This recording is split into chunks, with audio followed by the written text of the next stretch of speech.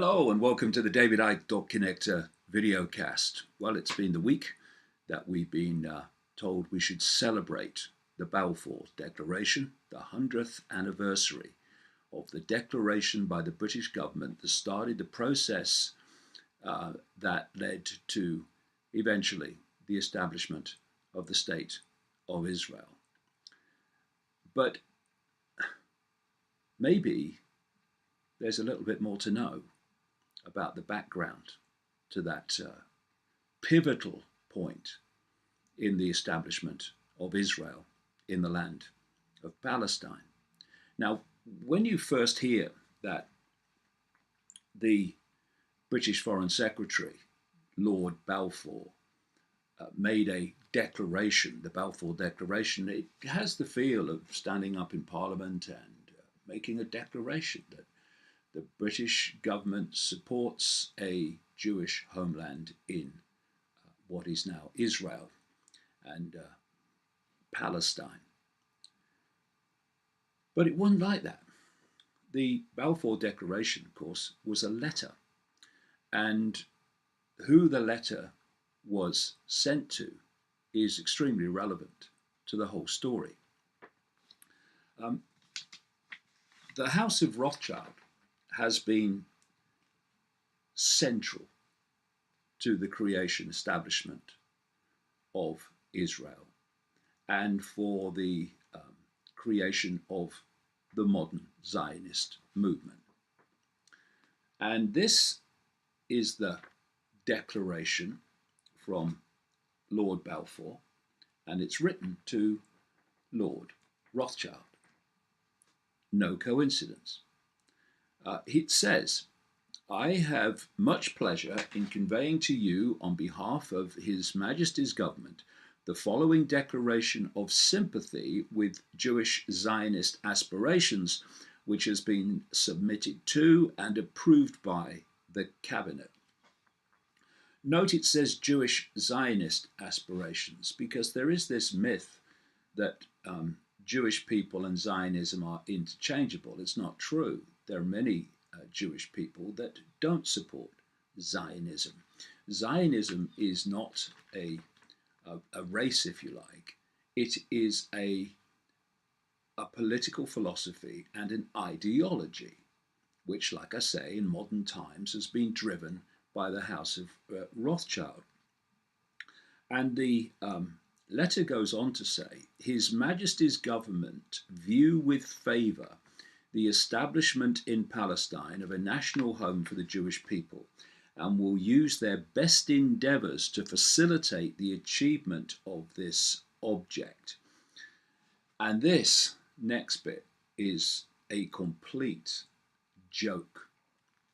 "It being clearly understood that nothing shall be done which may prejudice the civil and religious rights of existing non-Jewish communities in Palestine or the rights and political status enjoyed by Jews in any other country. I should be grateful if you would bring this declaration to the knowledge of the Zionist Federation, completely controlled by the House of Rothschild." Now, we are being asked, and indeed the British government through Theresa May is doing so, to celebrate this declaration from the British government that started the process that led to Israel, but celebrate it on the basis of one of its apparently key tenets has been completely and utterly ignored. That being, it's clearly understood that nothing shall be done which may prejudice the civil and religious rights of existing non-Jewish communities in Palestine. Now that has clearly happened on a monumental scale, and it's happening hour by hour by hour. So this is completely fraudulent in the sense that the deal was not kept by the treatment of Palestinians. Palestinians who were something like 90% of the population of that land. And here you have a British government in its stunning and predictable arrogance that can basically hand someone else's country to an outside group without even consulting the vastly greater population, 90% in Palestine, about giving their country away to someone else. Because that's what's happened. This whole nonsense about not prejudicing the rights of the population of Palestine at the time not only hasn't happened, it was never even planned to happen. But let's look at this declaration and the communication between Balfour and Rothschild from another perspective. Because, you know, as I have been going on and on and on about decade after decade, this world is not controlled and dictated by people in the seen. It's in the unseen that the real decisions are made, and the manipulation goes on that manipulates and dictates the direction of the world that we see. So there was a connection, a major connection, between Balfour and the recipient of the letter, Rothschild, and it's something called the Round Table Secret Society based in Britain. Now, this was created by the Rothschilds in the latter part of the 19th century, and its first head was Cecil Rhodes. Cecil Rhodes being the man who was an agent of the Rothschilds and plundered southern Africa and allowed the British Empire to take over southern Africa on behalf of the Rothschilds and to, of course, steal their resources, the diamonds and the gold, etc., and set the local population, the enslaved population of southern Africa, to work in the gold mines and the diamond mines on behalf of the Rothschilds via Cecil Rhodes. So he was a nice man, Cecil Rhodes, and he was the first head of this Round Table Secret Society. When he died, just after the turn of the 20th century, he was replaced as head of the Round Table by a guy called Lord Alfred Milner. He was a businessman, he was a colonial administrator, big-time British colonialist, and he was a member of the British War Cabinet in World War I. And he headed the Round Table as an agent of the Rothschilds at the time of the Balfour Declaration. And as I've explained in my books, this is one of them going back to 1994, and The Truth Shall Set You Free. I describe all this that I'm talking about now in detail and what actually happened. And this Round Table Secret Society went on to create other fronts for manipulation, like the Council on Foreign Relations in the United States, another one called the Trilateral Commission, the Bilderberg Group, and the Club of Rome, which was created in the 60s specifically to exploit the environment to justify the transformation of global society, hence the global warming hoax. That's one of the major ways this was played out on the population. And so here we have the secret society connection between the sender and the receiver of the Balfour Declaration, because the Round Table was broken up into two groups. There was an inner group, like an inner circle, that knew the big picture, and there was an outer group, the circle of friends, that knew far less. This is the compartmentalized way that these secret societies operate. Well, it just so happens that Lord Balfour was an inner circle elite member of the Round Table Secret Society. And so the Balfour Declaration was actually a letter from an inner circle elite member of a secret society to Lord Rothschild, who was funding and driving and controlling the secret society and the House of Rothschild in general, not just him. This is what history doesn't tell you. But there was a guy called Carroll Quigley. He was a historian and a professor at Georgetown University. Actually, he taught Bill Clinton. And he was an insider, and he spilled the beans on all this. I've read his books a long time ago now. One's called Tragedy and Hope, and the other one's called The Anglo-American Establishment. And in these two books, he puts the 20th century into a totally different light, including the Balfour Declaration. Now, what happened next, the Balfour Declaration in November 1917, 2 years later, we had the Versailles Peace Conference at the end of the First World War. This is when the leaders of the victorious countries, led by Britain, America, they met at Versailles in France to decide what would happen as a result of the war, what would happen to Germany. And they were advised, as I detail in that book, these leaders were advised by an array of people who were just agents and operatives for the House of Rothschild. Alfred Milner of the Round Table was among them. And they did two things relevant to this. First of all, they agreed, like the British government, that they would support a Jewish homeland in Palestine. And secondly, they made decisions about reparations for Germany as a result of the First World War that was so undeliverable, they were so impossible to meet, that Germany fell into total economic chaos and catastrophe. And that led directly to the political environment that allowed Hitler and the Nazis to come to power and do what they did in Nazi Germany, not least to Jewish people and others too. So that's some of the background to the Balfour Declaration that you won't read in many other places.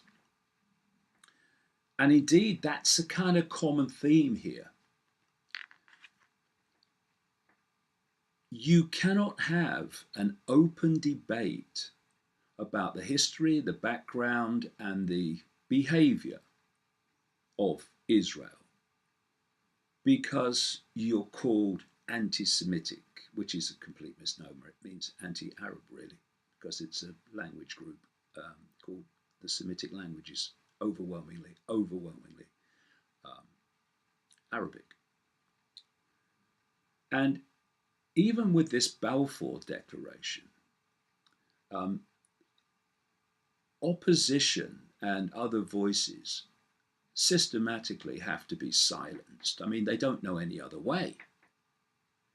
And I just wonder, when you have such an obsession with silencing criticism of any kind of Israel, what they've got to hide. That's a rhetorical question, by the way.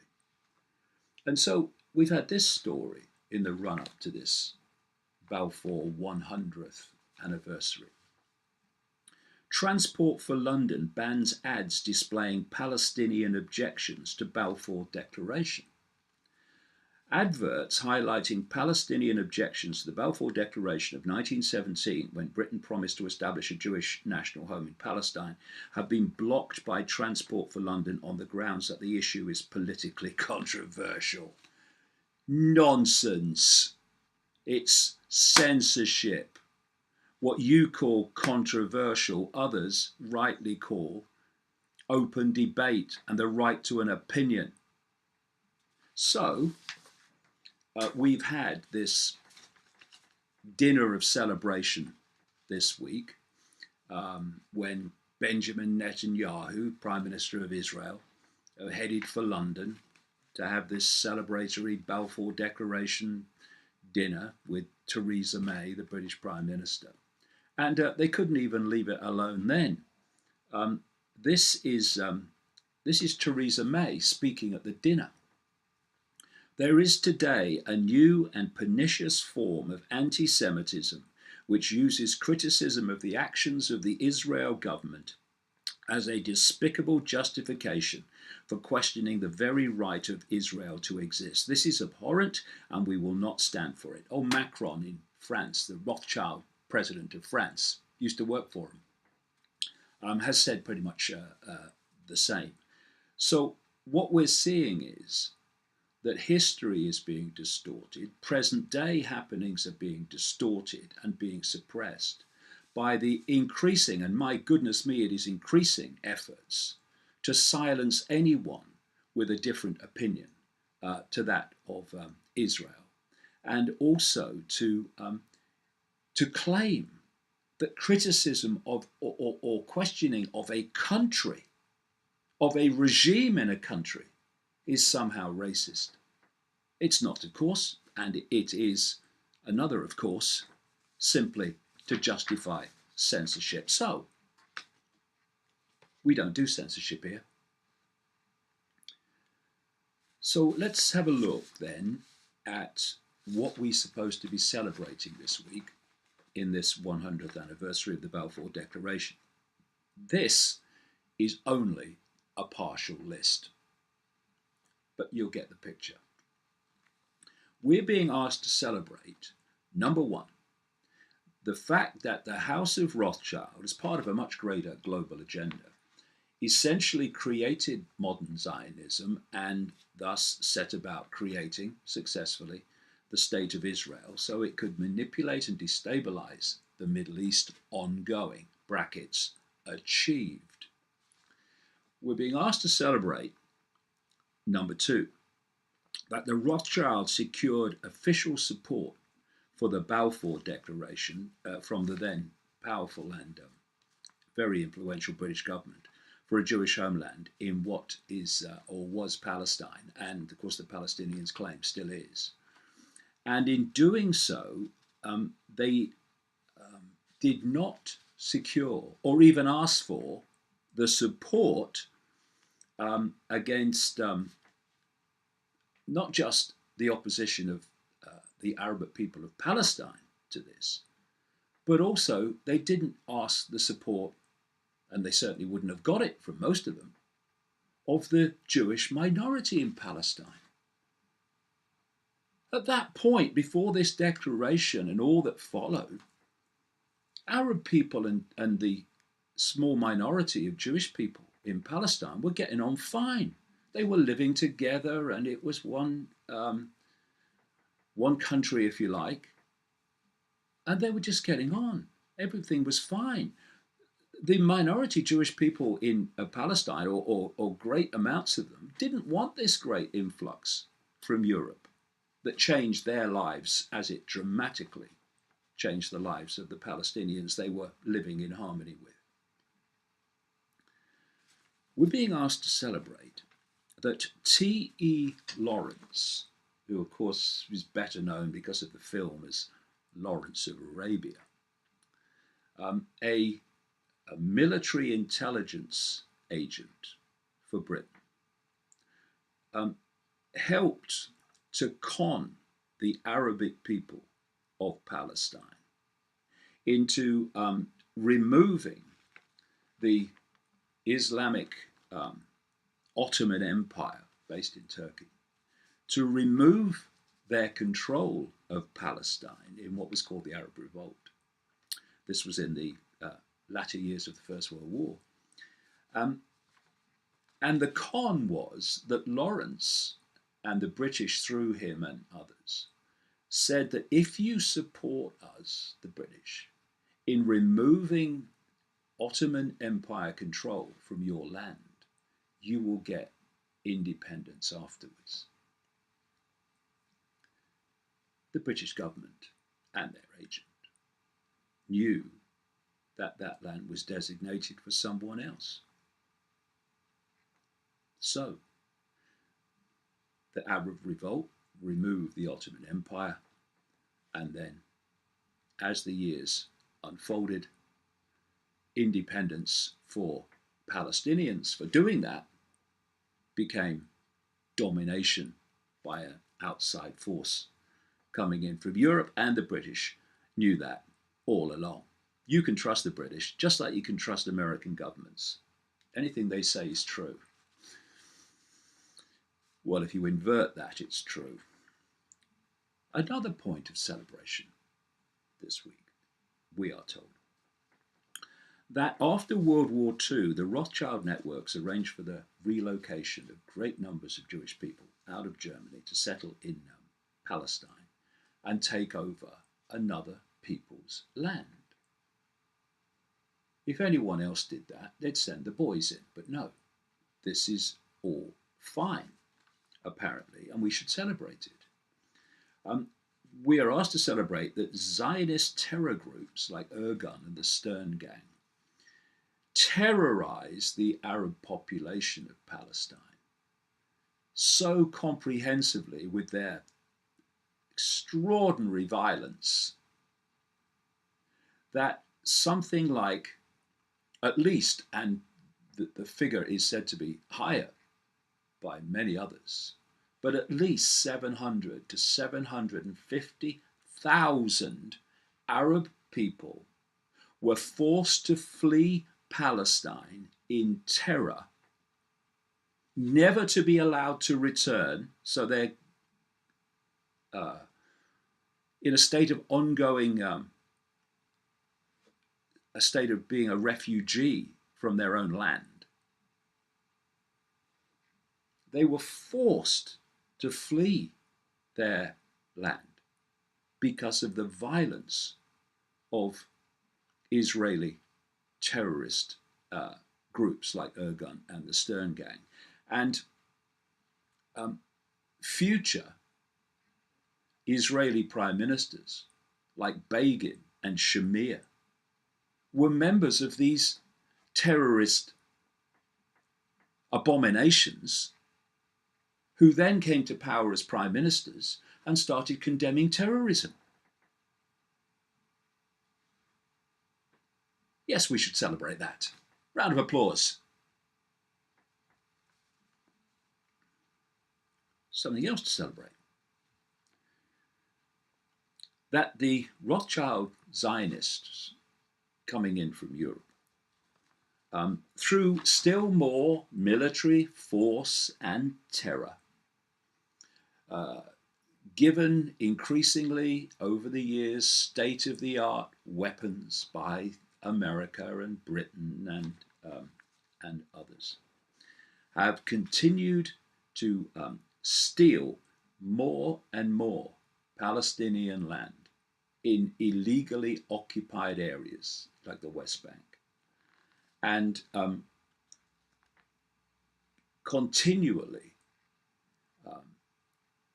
push out the Palestinian population even today from the land that they illegally occupy, the Israelis illegally occupy, so that more and more Jewish settlements can just steal the land. It's been an ongoing theme from the start of stealing land from other people. And they want it all. That's the truth.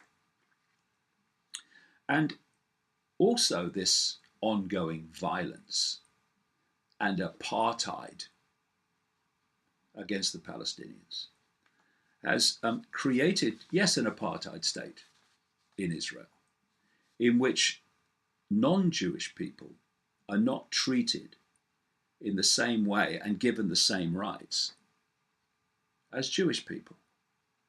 There's a word for that: racism. But that racism apparently only goes one way. So this gathering, further stealing and seizing of Palestinian land, which is all illegal, but who cares, says Israel? We do what we like. Rothschild is our daddy. This has increased dramatically again since the Zionist-owned Donald Trump came to power and basically gave him a blank check. That's why they're doing it more and more. Who's going to question him? Are we asked then to celebrate that Gaza is little more than an open-air prison camp, denied basic services and amenities, and periodically bombed from the sky with state-of-the-art weapons, supplied, many of them, with the funding of America, Britain, and the other Western moral countries. The last one of these mass bombings of the innocent in Gaza in 2014 killed at least 2,000 Palestinians, including 500 children. Anyone think that's a cause for celebration? I have my doubts myself. And let's celebrate then that the Palestinian population, all these years later, after the Balfour Declaration, is subject to Israeli military law, which denies them fundamental rights, while Israeli settlers in illegally occupied West Bank settlements are subject to Israeli civilian and the criminal legal system. They had a word for that in South Africa, apartheid. So we are asked to celebrate that since the turn of the millennium, at least 8,000 Palestinian children have been arrested and prosecuted in an Israeli military detention center system, notorious for the systematic ill treatment and torture of Palestinian children, according to Palestinian agencies. About 500 to 700 Palestinian children are arrested, detained, and prosecuted by the Israeli military court system each year. According to the organization Defense for Children International Palestine, quote, the majority of children are detained from their West Bank homes during the middle of the night by heavily armed Israeli soldiers. Several hours after their arrest, children arrive at an interrogation and detention center alone, sleep deprived and often bruised and scared. Interrogations tend to be coercive, including a variety of verbal abuse, threats, and physical violence that ultimately result in a confession. Unlike Israeli children living in illegal settlements in the West Bank, Palestinian children are not accompanied by a parent and are generally interrogated without the benefit of legal advice or being informed of their right to silence. They are overwhelmingly accused of throwing stones, an offence that can lead to a potential maximum sentence of 10 to 20 years, depending on the child's age. Many are given confessions to sign written in Hebrew, which they don't understand. Cause for celebration, Mrs. May?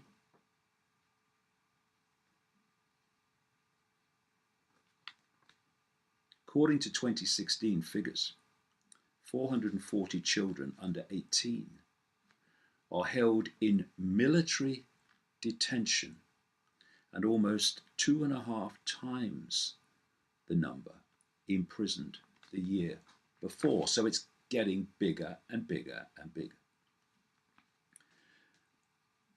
We're being asked to celebrate that the tentacles of the Israeli regime and its Rothschild masters ensure enormous and fundamental influence in the politics of other countries, not least in the United States and the UK, thus fundamentally influencing the US and British foreign policy in terms of actions against Israeli targets in the Middle East. Think Iraq, think Syria. And you're going to see Lebanon come in at some point to be demonized. Iran, already.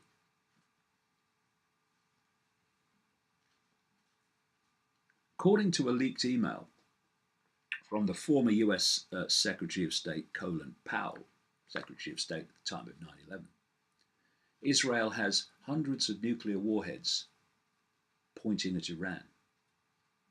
These are nuclear warheads from the Israeli nuclear program that the Israelis won't even admit they have, though it's an open secret. And countries like America have a policy of never asking. But Iran, oh, they haven't got nuclear weapons. But oh, they've got a nuclear program. Danger to the world. One of the most trigger-happy countries on earth, Israel. No, don't ask. Why does this country, this sliver of land, have such global power to ensure that things like that happen? Answer that question, and a lot about the world will be answered.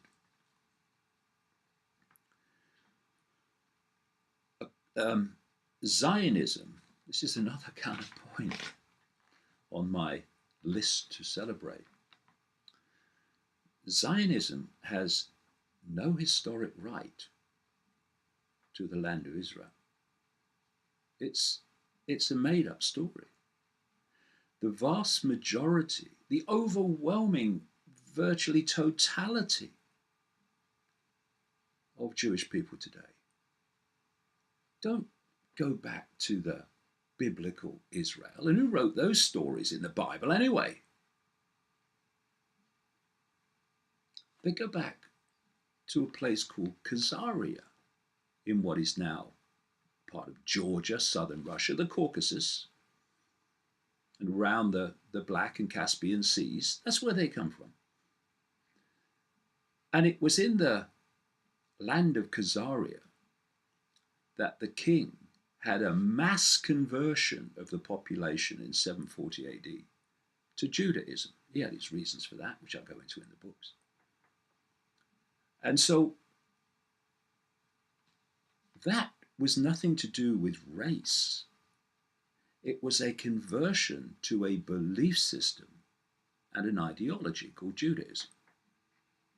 And then as the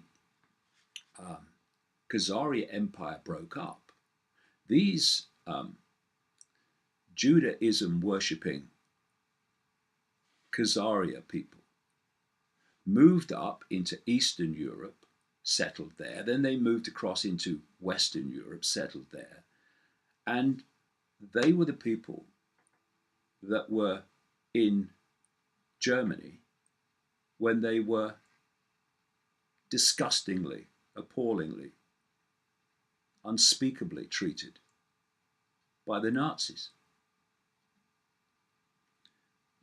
The king of Khazaria was called the Kagan, which is why Kagan is such a common Jewish name today.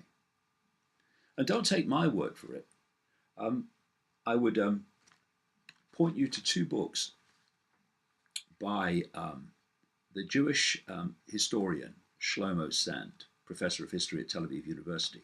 One is called The Invention of the Jewish People, and the other one is called The Invention of the Land of Israel. I've covered the story at some length in my own books as well, and other Jewish writers have highlighted this, among many others. So, we're being asked to celebrate that the Balfour Declaration led to the stealing of someone else's land, and basically an invasion. based on an historical hoax, really. Certainly an historical lie.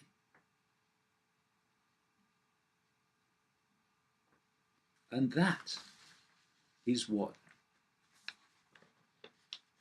the suppression of open debate and free discourse of information is designed to stop.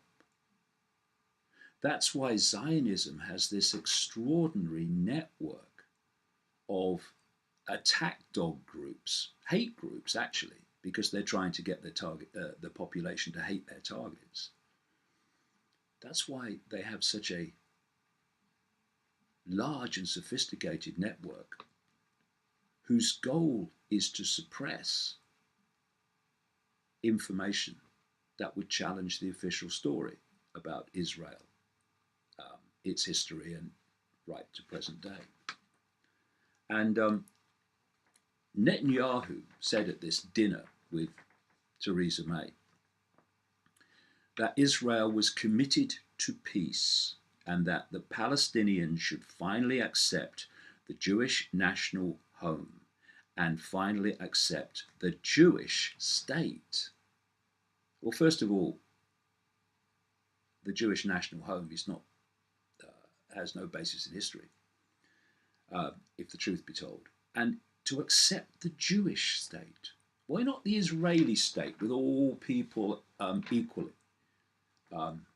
included? No, Jewish state.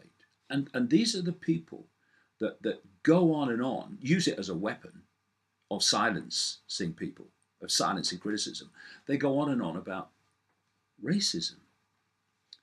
And Netanyahu said, and when they do accept the Jewish state, the road to peace will be infinitely closer. In my opinion, peace will be achievable. Well, that's not the idea. It was never the idea. The idea was to take it all. And that's what they're doing now. 100 years after the Balfour Declaration, after we've reached the consequences that it eventually led to, we desperately need certainly open debate, but also some maturity and seeing things as they are and not as they were and as they different people would like them to be. So Israel now clearly has a lot of Jewish people. And saying, get out, disappear, is not a credible option, not in my opinion. But if we are going to see a state of peace and harmony amid this catastrophe that's unfolded since Balfour, then any agreement has got to be based on justice, on fairness, and on equal rights in every way to everyone who lives in that land. Because without that, how can there be any celebration? How can you celebrate an apartheid state in which one group dictates everything about the other group and continually steals even more of its land? We want peace, Mr. Netanyahu. The last thing you bloody want. You want control of everything. And if this 100th anniversary of Balfour is to potentially celebrate anything, and what this point of history, this 100th anniversary, should have been is to use it as a focus to stop having one group of people impose their will mercilessly, militarily upon another, and use it as the foundation to say, look, we're treating people like that as gods. We need another way. And that is a situation where the Palestinian population have equal rights to the Jewish population. Equal justice, equal fairness, equality in every way. And if they want to have their own country, which they control, then that surely is the least that can be offered in the light of a process in which Balfour was such a pivotal point, in which a population from outside of someone else's land came in and just stole it, in effect, took it over by force, by violence. Is there no compassion? Is there no sense of decency that says, let's try to put that right as best we can in the circumstances we have? Okay? This is your land to do with what you will. And you just accept this is our land and we'll run this. But there are no compromises based on justice and peace and fairness and putting right the ills and appalling happenings of history. Instead, it's just go on stealing, go on taking, go on occupying until there's nothing left for Palestinians at all. And that has been the goal from day one. And that's why there is nothing to celebrate about the Balfour Declaration until the day that justice prevails.